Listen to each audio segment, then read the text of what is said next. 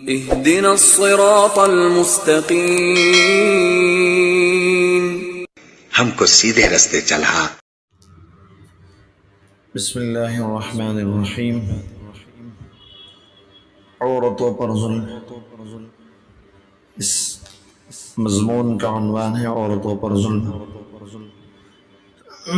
شریف دیندار لڑکیاں اکثر شادی کے بعد شوہر اور سسرال والوں کے ظلم کا شکار رہتی ہیں اور بیچاری اتنی مجبور ہوتی ہیں کہ ان کے پاس اس ظلم سے نجات پانے کا کوئی طریقہ نہیں ہوتا، کسی سے شکایت بھی نہیں کر سکتی۔ افسوس کی بات یہ ہے کہ بظاہر مہذب تہذیب والے اور دیندار شوہر بھی کثرت سے اس میں مبتلا ہیں۔ اس لیے چند بنیادی باتیں عرض کر دی جاتی ہیں تاکہ بیوی پر ظلم کے گناہ اور اس کے وبال سے بچ سکیں۔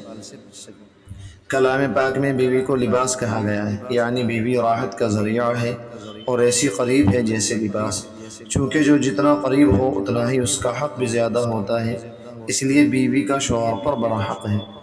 حضور اکرم صلی اللہ علیہ وسلم نے فرمایا ہے کہ تم میں بہتر وہ ہے جو اپنی عورتوں کے لیے بہتر ہو، اور میں تم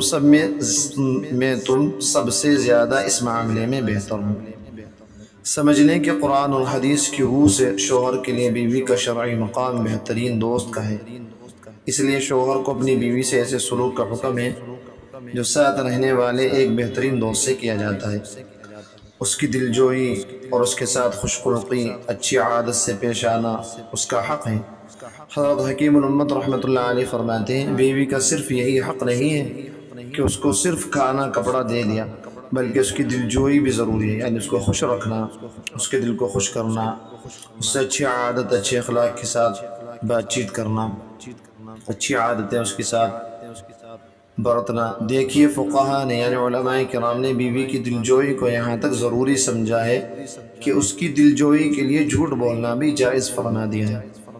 چنانچہ علماء فرماتے کہ بعض دفعہ اگر میاں بیوی میں معاملہ کوئی بڑھ جائے تو اس وقت اگر جھوٹ بولنے سے معاملہ نرم پڑ سکتا ہو تو اس وقت جھوٹ بولنا جائز ہے۔ اس سے کتنی بڑی تاکید اس بات کی ثابت ہوتی ہے، یہاں سے بیوی کے حق کا اندازہ ہو سکتا ہے کہ اس کی دلجوئی کے لیے خدا نے بھی اپنا ایک حق معاف کر دیا۔ حضرت حکیم الامت اپنے ایک وعظ الظلم میں فرماتے ہیں کہ اپنے اہل کے ساتھ بہت دلجوئی اور اچھے برتاؤ سے رہیں، یعنی بیوی کے ساتھ اور بھی گھر والوں کے ساتھ، ماں باپ، بھائی بہن، خاص طور سے بیوی سے ہنستا بولتا رہے کہ اور کسی طرح کا اس پر ظلم نہ کرے اور خدا سے ڈرتا رہے۔ خدا تعالیٰ کو اس پر قدرت ہے کہ کسی وبال میں مبتلا فرما دے۔ حکیم الامت نے ایک جگہ فرمایا کہ لوگ اہل و عیال کے حقوق کی بالکل پرواہ نہیں کرتے، حکومت کرنا جانتے ہیں، یہ خیال نہیں کرتے کہ جن پر حکومت کرتے ہیں ان محکوموں کا بھی کوئی حق ہمارے ذمے ہے یا نہیں، یعنی جن پر ہم حکومت کر رہے ہیں ان کا بھی تو ہم پر حق ہے۔ جیسے کوئی کسی کے یہاں نوکر ہو تو مالک کا بھی حق ہوتا ہے اس پر، اور نوکر پر مالک کا حق ہوتا ہے، مالک پر نوکر کا، اور بیوی تو ویسے بھی ساتھی دوست ہوتی ہے۔ اچھے سلوک کے علاوہ بیوی کے مادی اور مالی حقوق بھی شوہر پر واجب ہیں۔ ان میں ایک بہت بنیادی حق بیوی کا یہ ہے کہ شوہر اس کے رہنے کو ایسا گھر دے جس میں میاں بیوی بالکل بے تکلفی سے بلا ہچکچاہٹ رہ سکیں اور اس میں شوہر کے کسی رشتہ دار کا کوئی دخل نہ ہو۔ آج کل اس حق کو ادا کرنے کی طرف شوہر توجہ نہیں دیتے، جس کی وجہ سے زندگی بے لطف اور بے مزہ ہو جاتی ہے، بلکہ شادی کے پہلے ہی دن سے بیوی کا یہ حق پامال کر کے اس کی جائز آزادی کو سلب کر کے ایک ظلم کا آغاز کیا جاتا ہے۔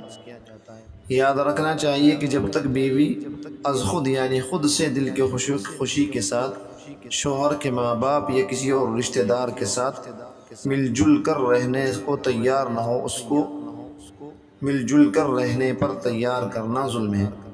حضرت حکیم الامت بیوی کے اس حق کی تاکید کر کے فرماتے ہیں کہ اگر بیوی الگ رہنا چاہے تو الگ رہنا اس کا حق ضروری ہے، بلکہ اس زمانے میں تو اس میں مصلحت ہے کہ الگ رہیں، شامل رہنے میں بہت فساد ہے۔ بیوی کے حقوق کے سلسلے میں حضرت حکیم الامت کا یہ ملفوظ یعنی یہ بات بھی یاد رکھنے کے قابل ہے کہ میں فتویٰ تو نہیں دیتا لیکن مشورہ ضرور دوں گا کہ گھر کا انتظام بیوی کے ہاتھ میں رکھنا چاہیے، یہ خود اپنے ہاتھ میں، اوروں کے ہاتھ میں نہیں ہونا چاہیے، چاہے وہ بھائی ہو یا بہن ہو یا ماں باپ ہی کیوں نہ ہو۔ اس سے بیوی کی بڑی دل شکنی ہوتی ہے، اس کا دل ٹوٹ جاتا ہے۔ یا تو خاوند خود اپنے ہاتھ میں خرچ رکھے اور ورنہ اور رشتہ داروں میں سب سے زیادہ مستحق بیوی ہی ہے۔ وآخر دعوانا الحمد للہ رب العالمین۔